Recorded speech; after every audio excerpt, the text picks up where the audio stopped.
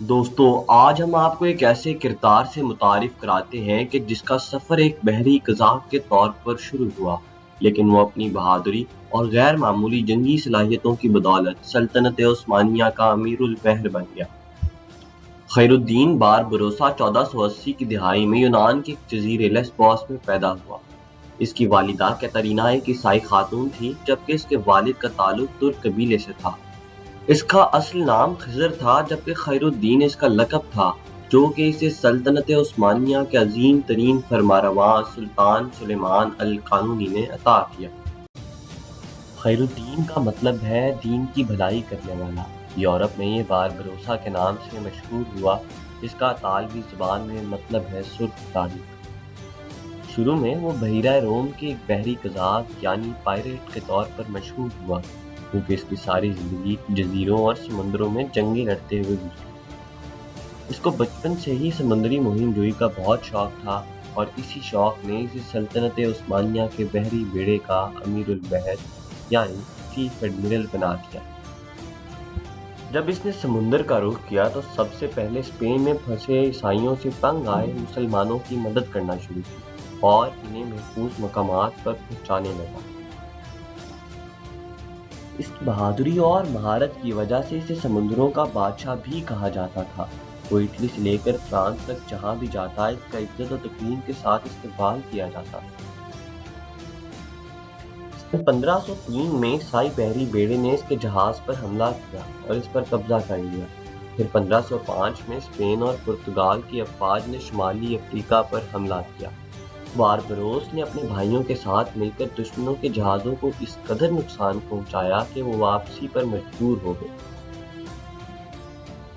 سن 1516 میں جب خضر اور اس کے بھائی عروج نے الجزائر پر حملہ کیا تو ترکوں نے اس موقع کا فائدہ اٹھاتے ہوئے شمالی افریقہ پر اپنا اثر و رسوخ مزید بڑھا لیا۔ باربروس برادرز نے نہ صرف پرتگالیوں اور اسپین کے بحری بیڑے کو ہرایا بلکہ الجزائر کے امیر کو بھی شکست فاش دی، جو اسپین کا اتحادی تھا۔ بابا عروج اب الجزائر کا حاکم بن گیا اور خضر اس کا کار خاص۔ سن 1517 میں عروج اسپین کی افواج سے لڑتا ہوا شہید ہو گیا۔ اس کی موت کے بعد خضر اس کا جانشین بنا، لیکن اس کو اپنے بھائی کی موت کے بعد بہت سی مشکلات کا سامنا کرنا پڑا، جس کے نتیجے میں اس نے سلطان سلیم اول سے مدد کی درخواست کی۔ عثمانی فرمانروا نے 4000 جنیچری اس کی مدد کے لیے روانہ کیے، اور اس طرح الجزائر بھی عثمانی پرچم تلے آ گیا۔ سن 1520 میں سلطان سلیم کی موت کے بعد سلطان سلیمان تخت نشین ہوا اور باربروسا کو الجزائر کا گورنر بنا دیا گیا۔ اس کے بعد اس نے ٹیونس کو بھی فتح کر لیا۔ اس کے مسلسل فتوحات کو دیکھتے ہوئے سلطان نے اسے سلطنت عثمانیہ کی بحری کا چیف ایڈمرل نامزد کر دیا۔ خیر الدین باربروسا کی سب سے بڑی فتح جو تاریخ کے سنہری الفاظ میں لکھی جاتی ہے وہ 1538 میں وینس، جنوبا، اسپین، پرتگال، مالٹا اور پاپل اسٹیٹ کے خلاف لڑی جانے والی جنگ ہے۔ اس جنگ میں باربروسا نے دشمن کے 300 بحری جہازوں کو سمندر میں غرق کیا، اور اس فتح نے ترکوں کے لیے بحیرہ روم کے مشرقی راستے کھول دیے، جس سے سلطنت عثمانیہ کی توسیع میں مدد ملی۔ یہ باربروسا کی بہادری کا ہی نتیجہ تھا کہ ٹیونس اور الجزائر سلطنت عثمانیہ کا حصہ بنے۔ اسے اسپین سے سخت نفرت تھی، کیونکہ اسپین کے لوگوں نے مسلمانوں کا قتل عام کیا اور سرعام ان کی عزت لوٹی۔ اسی وجہ سے اسپین کی کوئی بھی کشتی، بحری جہاز اور بندرگاہ